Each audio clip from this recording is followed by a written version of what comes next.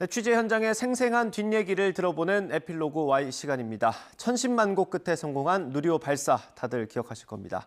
긴박했던 현장 상황부터 아직 끝나지 않은 대한민국 항공우주의 미래까지 이성규 과학 전문 기자와 함께 얘기 나눠봅니다. 지금 바로 만나보겠습니다. 우리나라 과학계 핫 이슈. 지난 6월 21일 누리호 2차 발사의 성공적인 소식 기억하시죠? 이번 누리호 발사 성공은 우리나라 과학계의 또 다른 시작이라고 하는데요. 누리호가 지닌 의미부터 또 앞으로 남은 과제들까지 YTN 과학 전문 기자와 함께 하나씩 해소해 볼까요? 이번 주 에필로그 Y 시간 YTN 사이언스 이성규 기자와 함께합니다. 네, 기자님 어서 오세요. 네, 안녕하세요. 네, 반갑습니다. 누리호가 두 번의 일정 연기 끝에 드디어 성공적으로 발사가 됐습니다.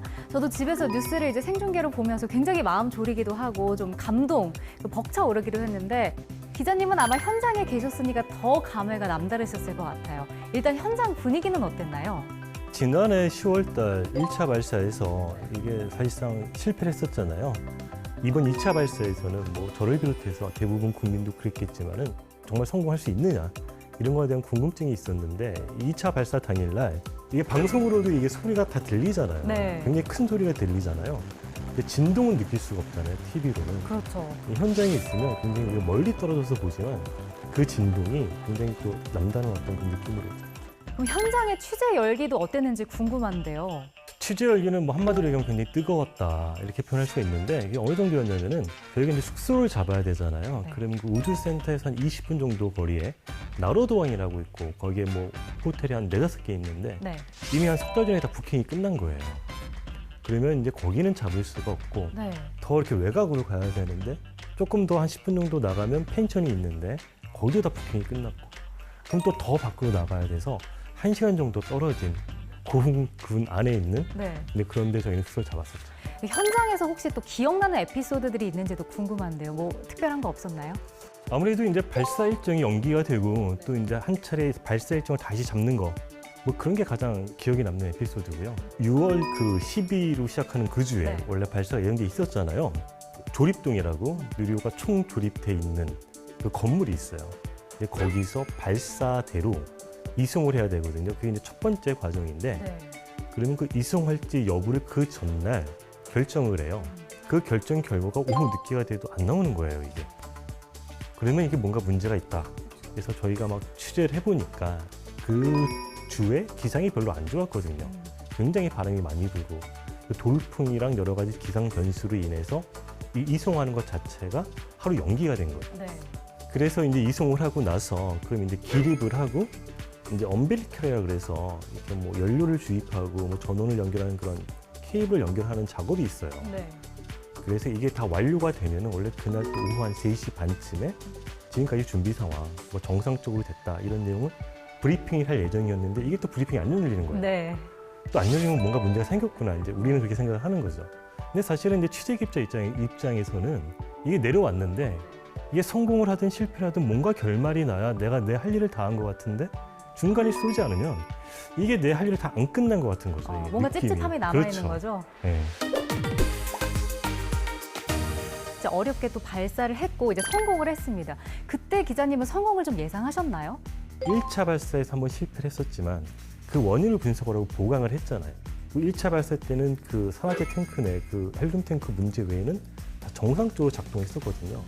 그럼 만약에 2차 발사에서도 이 문제만 보완했으면 나머지에서 문제가 없으면 정상적으로 성공할 거다. 네. 이 연구진들이 다 그렇게 기대를 했었거든요.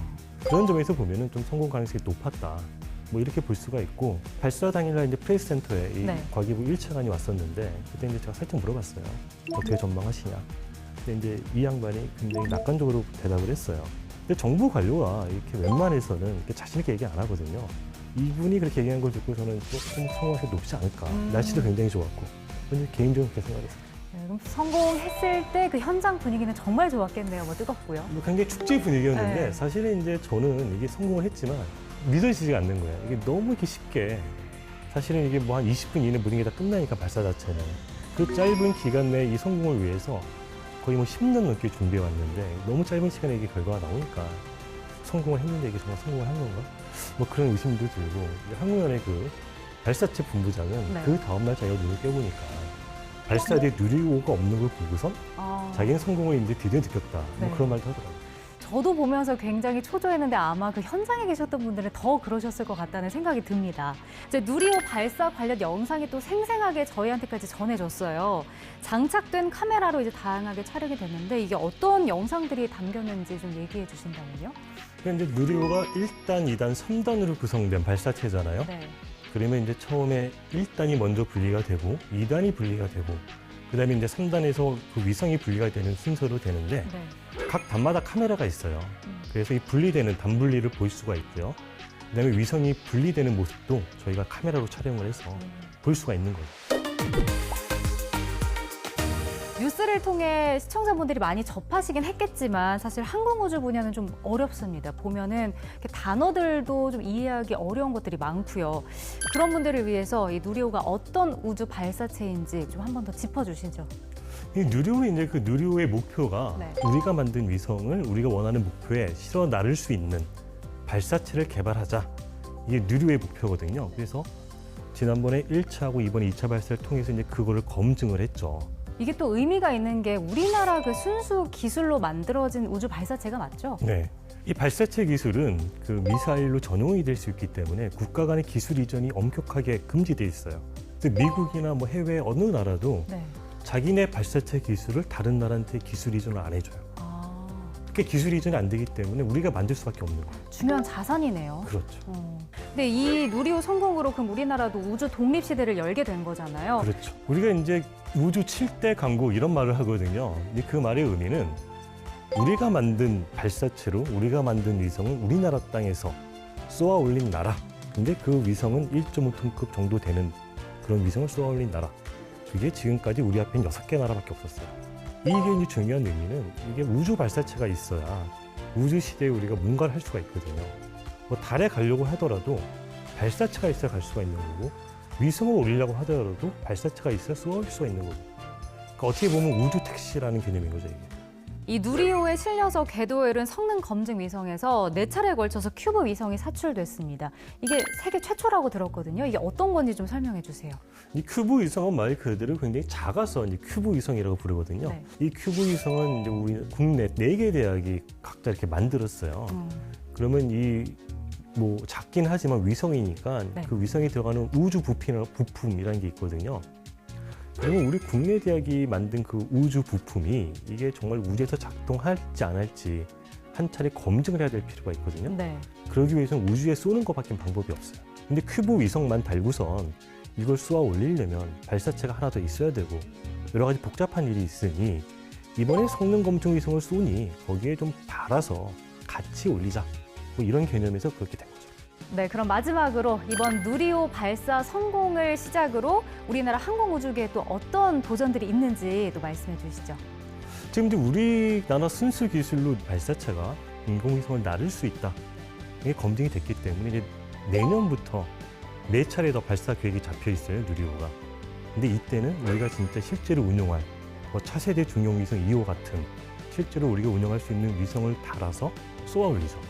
4번 발사를 하는 이유는 뭐 우리가 실용 위성을 쏘아 올리는 그런 목적도 있지만 이 발사체라는 거는 얼만큼 성공 확률이 높느냐 이게 중요하잖아요. 그래서 우리가 이렇게 반복적으로 발사를 해서 성공 확률을 좀 더 높이자. 그래야 이게 상용화의 길로 갈 수 있다. 그리고 이제 우리나라가 8월 달에 달 궤도선을 쏘아 올리잖아요. 네. 그거는 이제 스페이스X의 펠컨 9 로켓에 실어서 쏘아 올릴 그런 일정으로 진행이 되는데 네. 그 달 궤도선 이후에 달에 착륙선을 보내자라는 프로젝트가 있어요. 한 2030년쯤을 목표로 하고 있는데 그때는 착륙선을 우리가 만든 발사체로 보내자. 네. 그래서 그 발사체를 누리호 이후에 우리가 차세대 발사체라고 부르거든요. 그래서 지금 그런 차세대 발사체를 개발하기 위한 프로젝트가 진행이 되고 있습니다. 그럼 앞으로도 이제 남은 4차례 발사 그리고 과학계 소식들을 좀 더 시청자분들한테 생생하게 전해주셨으면 좋겠습니다. 오늘 함께해 주셔서 고맙습니다. 감사합니다.